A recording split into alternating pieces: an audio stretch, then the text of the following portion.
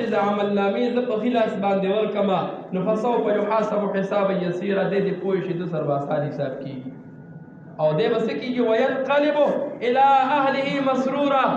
دی به لکه دنیا کې یو کس پاس شي انټرویو پاس کي یا بل څه کې کامیاب شي نو لومړی ټلیفون د خپل نږدې رشته دار که هغه مور و پلار وي که ښځه بچي اولاد وي هغې ته وکړي یاره زما کامیابي وشوه زه خوشحاله یم ډېر زیات خوشحاله یم نو هغه اصل کامیابي خو د آخرت ته نه چې په دغه ورځ عملنامه الله وایي په ښي لاس ورکړم او ده ته پته ولګېده چې زه خو خوشحاله شوم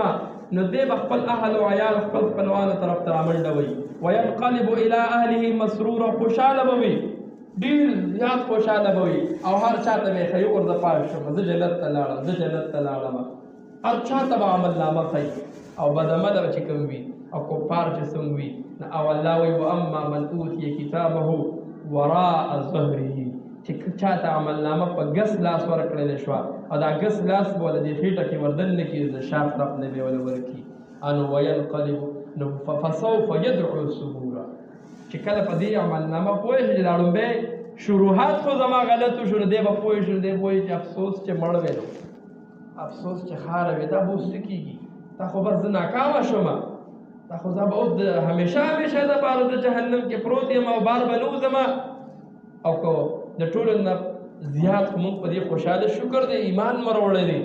او دا دعا ځان دپاره غواړو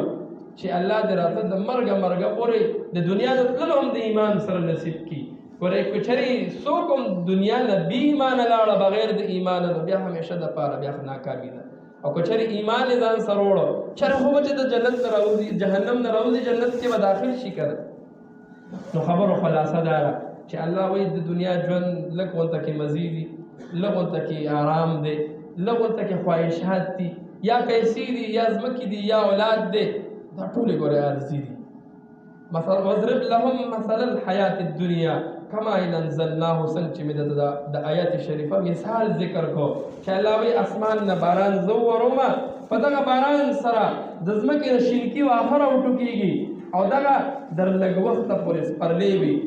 ښکلي وي خلکو له خوشحالۍ او خلک ورته ګوري او एकदम په خدان راشي میاشتوه لږ ورته کې ټیم تیر کړي لږ ورته کې ټیم په دنیا کې تیر کړي خلک خوشحاله کړي خزان پرې راشي ورو ورو مړاوي شي او د هغې نه پس وچ شي او هوا یې وتښتوي نو دنیا کې تاسو ګورئ ټول عمر به نه لږ ورته کې ژوند دی مزو کې به یې ورو ورو درپسې خزان را روان دی دا زندګي به دې ختمېږي لږ ورته کې ځان سره سوچ پکار دی په تنهایۍ کې لږ ورته کې کښېنو مطلب د شپې را پاسو ځان له سوچ کوو چې په دې ځکه مثال کې طور پر د لایټون نه هر څه تورتم شي او یو کس مسجد کې کور کې یک یوازې وي نو په کمره کې به یېرېږي چې دا څه وي بیا په هغه قبر کې نه لایټ شته نه پاکه څوک شته یوازې به یو ټول عمر روانې روکې زه وکړمه او مزید یې زما بچي کوي او په دغه قبر کې بیا زه تپوس ورکوم چې دا مې داسې کړي دي او فرشتې وایي دا دې ولې کړي دي زه هم دا زما بچي خفه و دا مې داسې کړي دي دا مې ارامې راوړي دي دا ځمکه مې د پلانکي نه نیولې ده او دغه ځای مې والې ده دغه ځای مې لار داسې کړې ده قسمه قسم موږ او تاسو معاشره پښتو معاشره ده څه خبرې موږ او تاسو ټولې معلومې دي چې کوم موږ غلطۍ کوو څه کوو نو هلته به جواب څه ورکوو بیا الله له به جواب څه ورکوو دنیا کې حکومت ته ډېر موږ رواني وکړو او خلک زما د مال نه او زما د زور نه او زما د قام قبیلې نه یېرېږي غږ به ونه کړي په آخرت کې خو تا سره هېڅوک نه وي د هغه خپل بچي به دې نه وي هغه ښځه به دې نه وي مور پلار به دې نه وي نو ټول به هلته کې حساب ورکوو بیا به هلته کې ستیمانه یو بیا واپس راتللی شته دنیا ته چې ورګه د کافرانو باره کې راځي دی چې کله هر څه وویني او فیصله وشي او پته ولګي چې جهنم ته خبره ورېږي شو ځي به وځو نو بیا په زاری شروع شي یا الله مونږ سمعنا فرجعنا نعمل صالحا انا موقنون یا الله مونږ ولیدله واورېدله مونږ ته دنیا کې وي خو مونږ ته نه منله مونږ وایي داسې فضول خبرې دي هر څه مو په دې خپلو سترګو ولیدل اوس یا الله څه وکړي هر څه منو چې څه ته وایي منو خو فرجعنا مونږ دنیا ته بیا ولېږي نعمل صالحا چې بد مونږ دا ټول ژوند په سجده کې تېر کړو نیک اعمال وکړو انا موقنون یقین به ساتو ګناه به نه کوو چونکې بیا خو راته نشته دا خو امتحانو نو خبره مې دا کوله ژوند تېرېږي تېر شو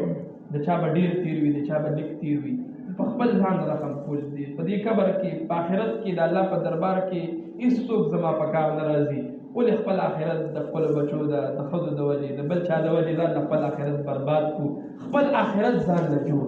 که هغه په هر څه وي، که هغه مونځ وي، که هغه زکات وي، که هغه صدقات وي، که هغه خیرات وي، که هغه په دې وي چې چاته نقصان ونه رسوو، که هغه په دې وي چې چاته تکلیف ورنه کړو، بس کوشش کوو چې د خپل لاس نه چاته خیر ورسوو. الله دې د عمل کولو توفیق را نصیب کړي. واخر دعوانا ان الحمد لله.